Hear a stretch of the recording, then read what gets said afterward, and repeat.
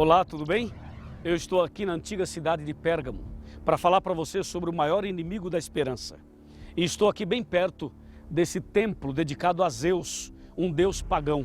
Aqui acontecia muitas coisas impressionantes. Uma delas, eles usavam uma serpente viva como parte do culto pagão.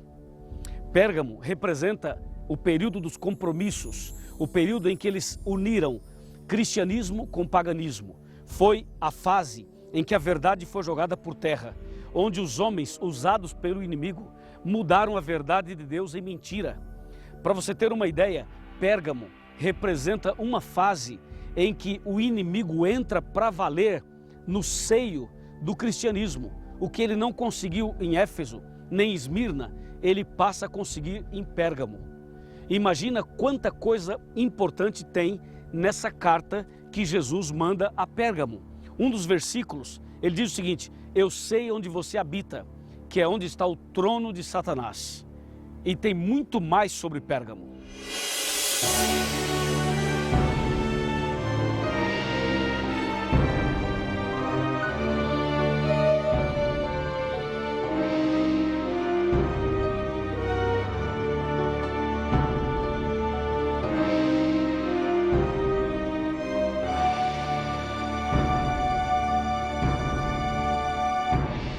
Pérgamo representa um período que vai do ano 313, 323 até o ano 538. Esse foi um período de alianças, em que a igreja cristã fez concessões políticas e também com o paganismo. Houve uma mistura de cristianismo e paganismo, entende? E isso foi muito mal para a igreja cristã. Essas alianças levaram a igreja a fazer concessões e Constantino o Grande, imperador de Roma, juntamente com o bispo Eusébio, eles fazem um decreto e propõem a mudança do dia de guarda do sábado para o domingo. Isso aconteceu no ano 321, ano que faz parte exatamente do período de Pérgamo, a terceira fase da igreja cristã.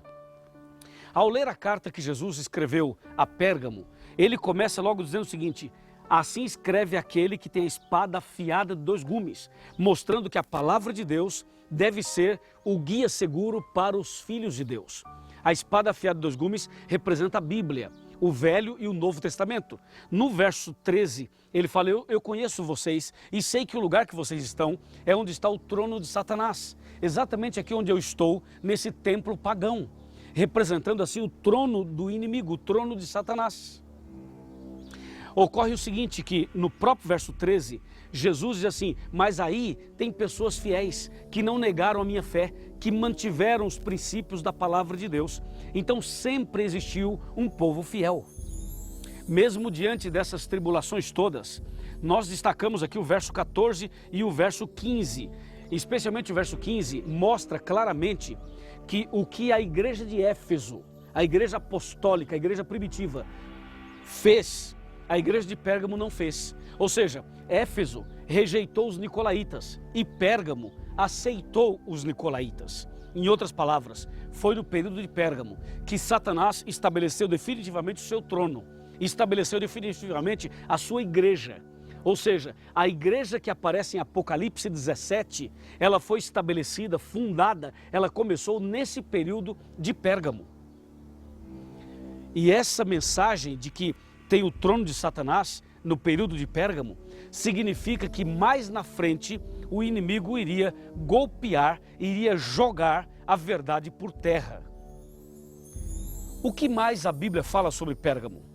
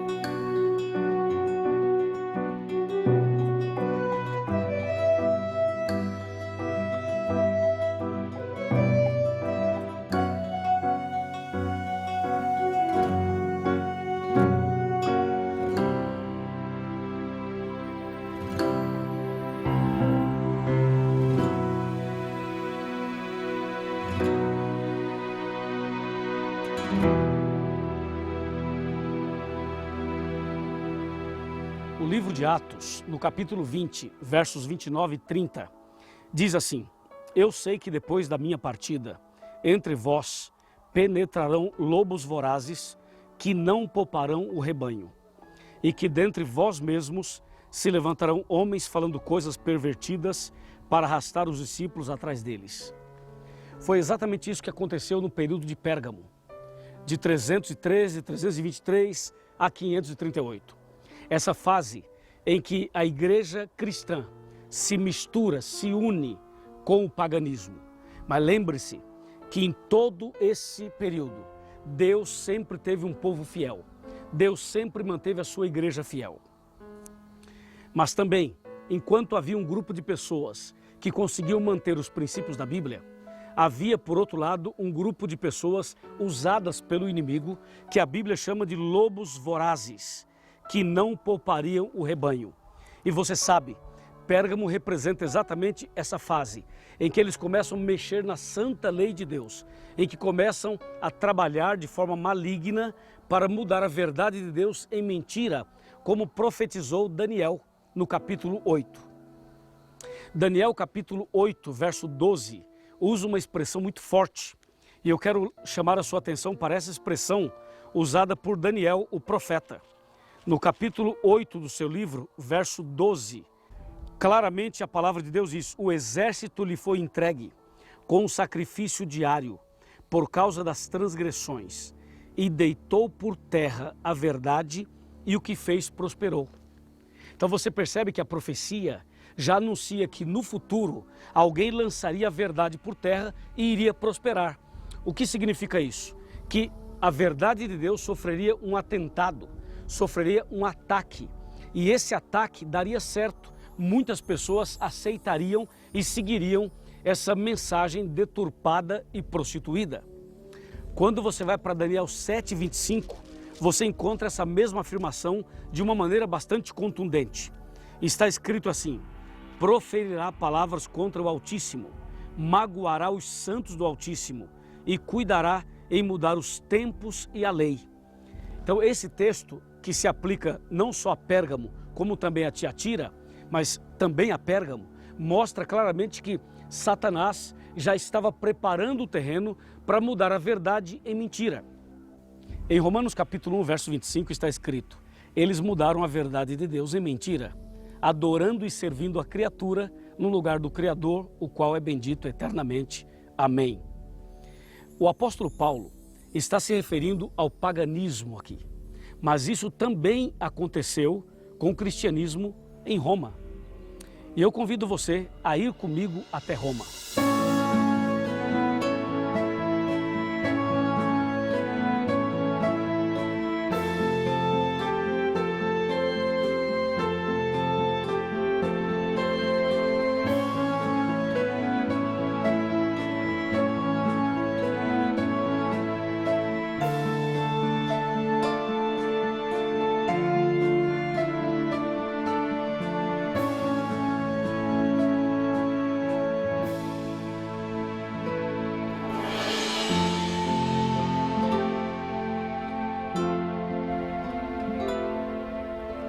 Aqui no livro de Apocalipse, no capítulo 2, versículo 13, está escrito: conheço o lugar em que habitas, onde está o trono de Satanás, e que conservas o meu nome, e não negaste a minha fé, ainda nos dias de Antipas, minha testemunha, meu fiel, o qual foi morto entre vós, onde Satanás habita. Esse verso revela claramente que o período de Pérgamo foi o período em que o maior inimigo da esperança entrou em ação. Durante o período anterior, o período de Esmirna, Satanás tentou destruir a igreja, tentou perseguir os cristãos e perseguiu realmente os cristãos. Mas, na verdade, os cristãos permaneceram fiéis. Agora, em Pérgamo, Satanás muda um pouco a sua estratégia e propõe alianças, propõe compromissos. E foi justamente isso que aconteceu. Satanás usou uma estratégia, levando inclusive o imperador de Roma a uma pseudo-conversão. Constantino se apresentou como um cristão e agora fez uma união entre religião e política, entre a igreja e o Estado. E essa união possibilitou com que eles armassem alguma coisa que mais tarde se transformaria na maior perseguição da história. Ou seja, essa união entre igreja e Estado fez com que no ano 321 eles então decretassem o que seria, vamos botar entre aspas, uma lei dominical. Na verdade, foi um decreto mudando o dia de guarda do sábado para o domingo. O período de Pérgamo é o período em que a igreja romana começa a se organizar, em que os romanos começam agora a trabalhar de uma maneira religiosa, intencional, justamente com o propósito de dominar, de estabelecer as suas bases. Quando você vai para Apocalipse 17, você vê uma mulher, uma meretriz, que está sentada sobre a besta e que está adornada de ouros, pedras preciosas e pérolas. Essa mulher é símbolo da igreja romana. Então tudo isso está ligado com o período de Pérgamo. E o maior inimigo da esperança começa de uma maneira muito sutil a trabalhar para que as pessoas não percebessem que o mal estava entrando e penetrando no seio do cristianismo. E quando nós chegamos ao ano ali de 380, 381, então o movimento da igreja romana já é mais forte, entendeu? Bem mais forte. E termina esse período justamente quando o bispo de Roma assume o poder, assume o controle e finalmente dá início à supremacia papal. Aquilo que a gente chamaria depois do que é conhecido nas escolas, em todos os lugares, de Santa Inquisição. Que aqui entre nós, né, de santa só tinha o nome, porque foi uma chacina. Aqui nesse lugar onde você está vendo, o Coliseu, foi um dos lugares mais terríveis onde os cristãos eram destruídos. No próximo estudo, eu vou falar um pouquinho mais sobre o que aconteceu aqui no Coliseu. Prepare o seu coração, porque nós estamos aqui em Roma tratando de um assunto que começou lá na cidade de Pérgamo e passou por aqui, ou seja, os acontecimentos, as pressões e perseguições passaram por aqui. O maior inimigo da esperança armou uma grande cilada para destruir os cristãos, mas Deus é mais forte e a verdade prevaleceu e os cristãos foram fiéis e a mensagem foi preservada até os dias de hoje. Se eles tinham o maior inimigo da esperança, nós temos a grande esperança em nosso coração.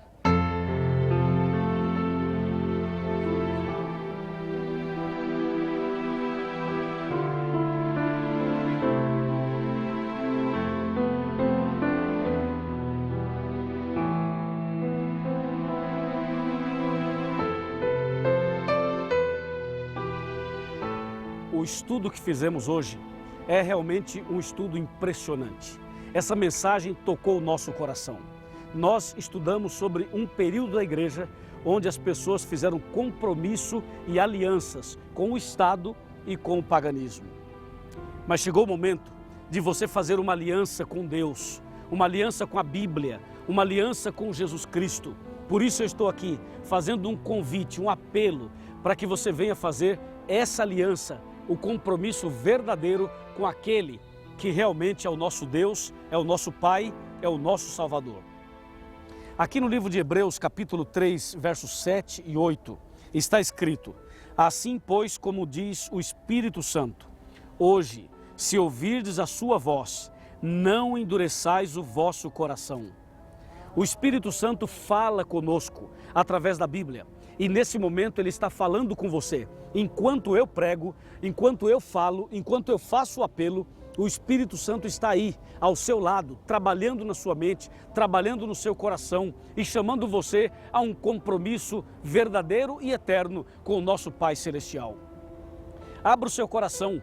Abra o seu coração para a Bíblia, abra o seu coração para Jesus, abra o seu coração para a verdade, abra o seu coração para o chamado que Deus está fazendo para você. Eu estou aqui, em frente ao Coliseu, aqui em Roma, fazendo um apelo para você, no local onde as pessoas fizeram compromissos com o paganismo. Você precisa fazer o compromisso com o Deus Todo-Poderoso. É agora, amigo. Esse é o momento da decisão. Esse é o momento do compromisso, da aliança, da entrega. Não tenha medo, venha como estás. E eu vou orar por você para que Deus abençoe sua vida. Vamos orar? Feche os seus olhos, incline sua cabeça e vamos falar com Deus. Querido Pai, obrigado por essa decisão. Obrigado porque essas pessoas estão fazendo alianças contigo. Esse casal, essa família, esse homem, essa mulher, esse jovem, eu os entrego em tuas mãos. Derrama sobre cada um o Espírito Santo. Em nome de Jesus. Amém. Que o Senhor te abençoe e te guarde. Que o Senhor faça resplandecer seu rosto sobre ti e tenha misericórdia de ti,